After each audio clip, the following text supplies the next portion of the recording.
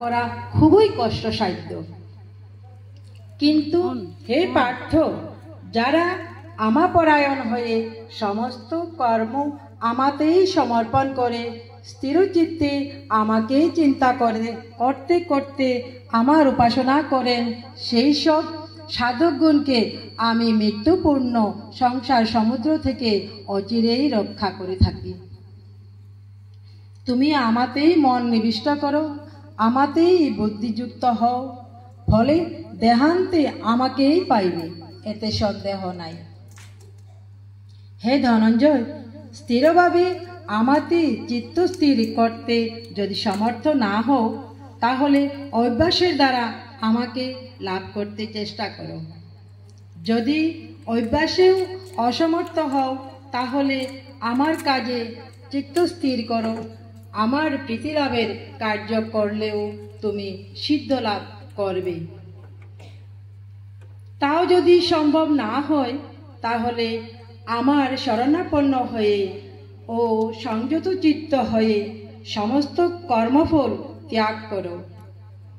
অভ্যাসের চেয়ে জ্ঞান শ্রেষ্ঠ, জ্ঞানের চেয়ে ধ্যান শ্রেষ্ঠ, ধ্যানের চেয়েও কর্মফল ত্যাগ শ্রেষ্ঠ। ত্যাগেই পরম শান্তি।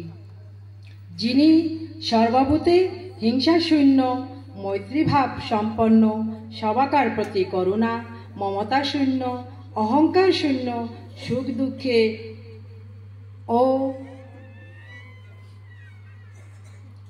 দুঃখে সমান জ্ঞান করেন, ক্ষমাশীল, সব সময় তুষ্ট, দৃঢ়বিশ্বাসী, মন ও বুদ্ধি যার আমাতেই অর্পিত, সেই যোগী আমার ভক্ত ও প্রিয় জানবে।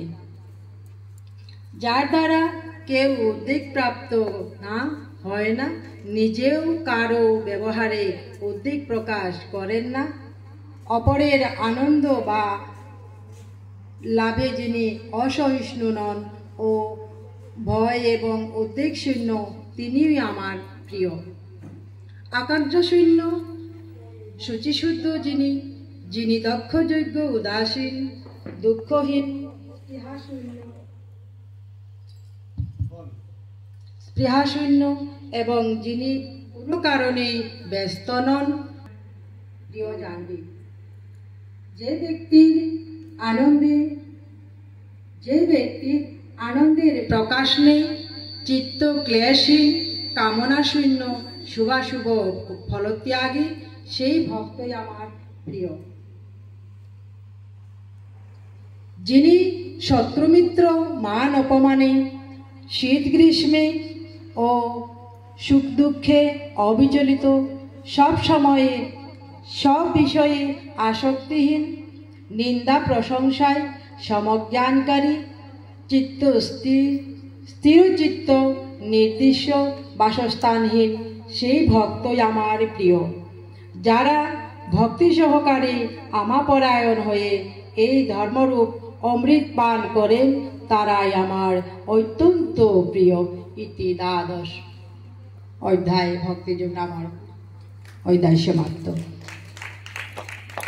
ওম যদক্ষরং পরিভ্রষ্টং মাত্রাহীনং চ যদ্ভবেৎ পূর্ণং ভবতু তৎসর্বং তৎপ্রসাদাৎ সুরেশ্বরী।